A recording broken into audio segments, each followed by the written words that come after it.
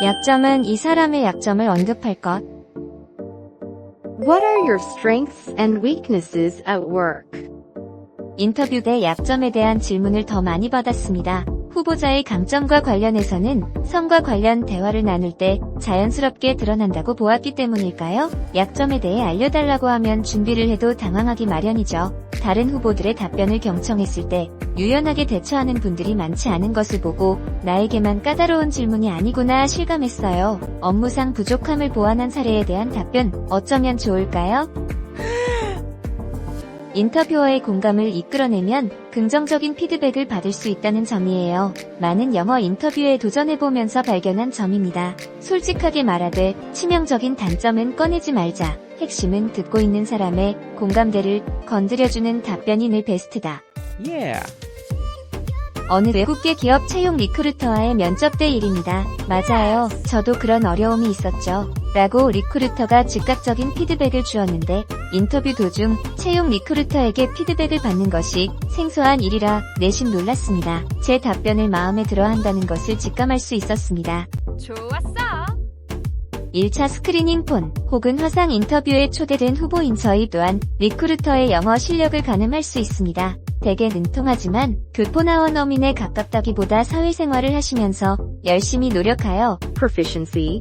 끌어올린 것 같다라는 느낌이 들면 저는 리크루터의 공감대를 건드리는 답변이 뭘까?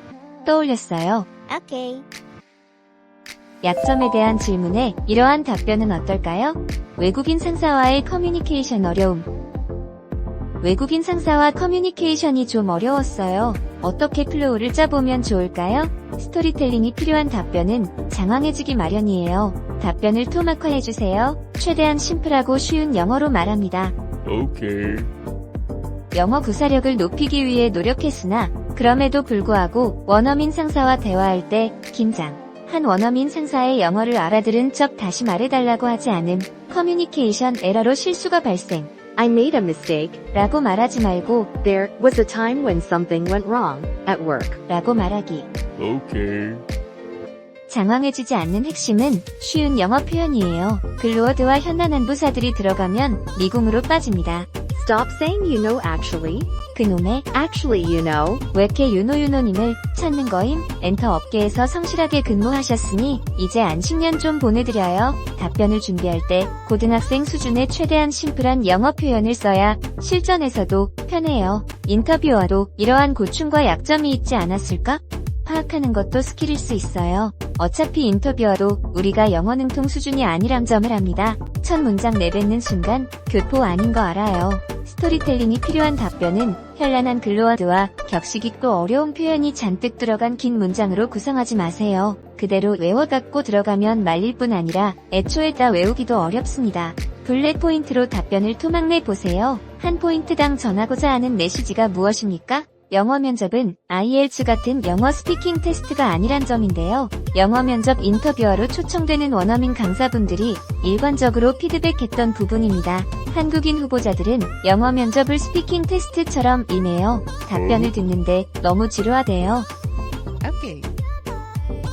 답변으로 제시할 업무상 약점을 선정할 때 지금은 극복 혹은 개선이 된 것을 떠올려보세요. 완벽해야 한다는 강박 때문에 시도하기 꺼려졌던 업무나 태스크를 떠올려봅니다. 퍼블릭 스피치가 약했다.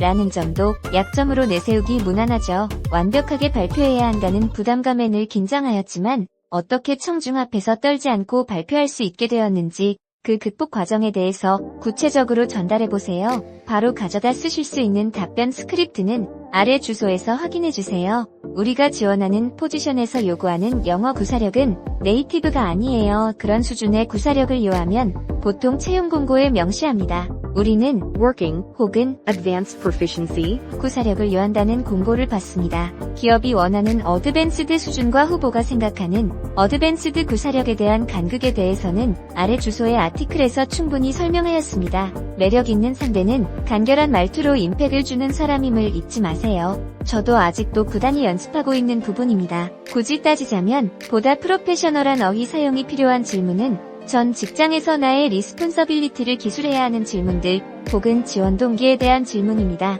오케이. 약점에 대한 질문에 이러한 답변은 어떨까요? 피드백을 제공하는데 어려움. 외국계 조직에서는 피드백 문화를 매우 중요시하죠. 피드백에 관한 질문을 받을 수 있어요. 본 사례는 외국계 조직에서의 피드백 영상에서 자세히 다루도록 할게요. 가져다 바로 써먹을 수 있는 영문, 그리고 한국어 스크립트는 아래 주소에서 확인해주세요. Okay. 강점에 대한 질문에는 이렇게 답변하면 어떨까요? 제 강점을 3가지로 나눠보겠습니다. 제 강점에 대해 3개로 나눠서 말해보겠습니다. 나의 강점은 내가 가장 잘 알죠. 가장 쉽게 대답할 수 있는 답변이에요. 장황하고 똑같은 영어 답변 듣느니라 지쳐있는 인터뷰어에 심정을 헤아려 보아요. 어느 면접이나 엿가락 마냥 착착 붙는 동료 한 명과 커피 챗을 하는데 이런 말을 하더라고요. 그거 알아요? 의외로 많은 사람들이 묻는 말에 대답을 하네요. 개인 면접보다 그룹 면접이 훨씬 긴장됩니다. 그러나 그룹 면접을 실전에서 몇 번 경험해보면 장황하게 말하는 사람, 그리고 질문의 요지와 상관없는 답변을 하는 사람을 심심찮게 보게 됩니다. 그룹 면접을 많이 경험해보세요. 혹은 그룹 스터디를 통해 인터뷰어 입장이 되어보는 게 최고의 연습이 될 수 있습니다. 시니어 스텝 혹은 중간 관리자로 점프업을 위한 영어 면접을 준비하시잖아요. 우리의 지향점은 지원한 포지션의 자격 조건을 이미 갖추었다로 귀결되어야 합니다. 관리자 업무 중 가장 터프한 지점은 사람을 매니징하는 일입니다. 내가 기대한 만큼 따라오지 못하거나 나와 성향이 다른 동료들을 보면 평정심을 유지하기가 어렵죠. 연차가 쌓이면서 더욱 갖춰야 할 스킬셋이 바로 평정심입니다. 그렇죠? 우리가 주니어일 때 폭발하는 시니어나 관리자를 어떤 시선으로 바라보았는지 기억나실 겁니다. 강점이 뭐냐는 질문에 공감 능력이 뛰어나다고 답변했었는데 공감 능력 또한 대표적인 소프트 스킬셋으로 눈에는 보이지 않습니다. 질문의 요지를 파악을 못한 거죠. 여기서 눈에 보이지 않는다는 뜻은 수치로 나타내기 어렵다는 뜻입니다. 수치화하기 어려운 소프트 스킬셋을 강점으로 제시하기로 했다면 어떻게 설득력을 높여야 할지 고민해야 합니다. 준비를 해도 막상 약점이란 단어가 나오면 긴장하기 마련입니다. 안 돼. 핵심은 약점을 어떻게 개선하였는지입니다. 본인의 약점을 장황하게 설명하는데 시간을 쓰지 말고 개선하기 위해 어떤 액션을 취했는지 힘을 주세요. 영어 면접 준비 스트레스를 최소화시키는 준비된 스크립트는 아래 주소를 클릭해주세요.